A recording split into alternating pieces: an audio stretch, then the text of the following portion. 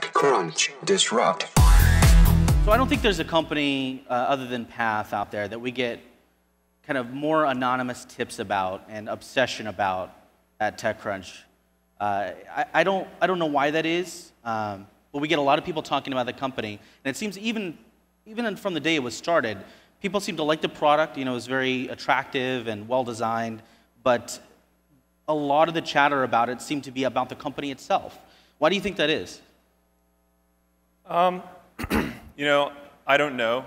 I think that you know, we've been through a lot of ups and downs, and you know, we set out to create a company focused on quality and trying to you know, really delight users with new and interesting experiences. And along the way, it's been you know, we've had some successes, we've had some failures.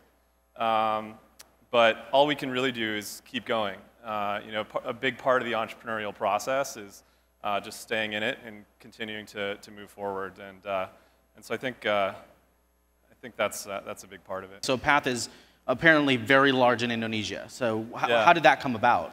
Well, it's been a real delight and something that's been really fun to learn for our team. You know, we started out with really high expectations of what we might be able to accomplish in the US market. Have we met those expectations of ourselves? Probably not. But you know, we do have this audience of over 4 million, you know, 5 million people that are using it, not just in the US, but globally. And Indonesia is one of our biggest countries.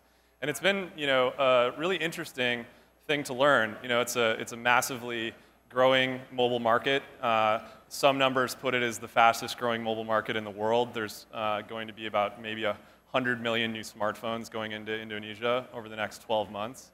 So it's been a fascinating thing to learn, and you know, we've got a vibrant and very happy community. And like I said, you know, our mission has always been to really delight users and make them happy through the experiences that we create. And you know, having millions of people in a country of that size is something that we're pretty proud of. Do you think that that is the future of the way we communicate on the web, is private, ephemeral, not permanent? Do you think that becomes the majority way? That's pretty hard to call. I think it's important. One of the design principles that we like to think about when we're designing products is, you know, how can you make something more like the real world? And in the case of you know, this next release of Path Talk, you know, we have the Talk 2 functionality coming. We've also improved our ephemerality features. Right now, we only store your content on our servers for 24 hours and then we delete it. So the UI will reflect that. And the idea behind this is less, you know, it's about reflecting the real world and making it, you know, just like you said, you know, this conversation happens to be on the record, but most of our conversations in real life are not. And so getting closer to that, I think, is definitely part of the future. If you had to launch Path again today, would you kind of do the same PR push that you did with the big South by parties and all that stuff? Do you think that was the right decision? Or do you think it's better to take a more organic approach to launching a product? Products should speak for themselves first. And marketing is something that supports that, right? And you know, both product and marketing are hard to be good at. It's hard to choose a product and a set of features that's differentiated and can, you know, stand out in a very competitive market. And then how to communicate that is also a really often very hard thing to do sometimes.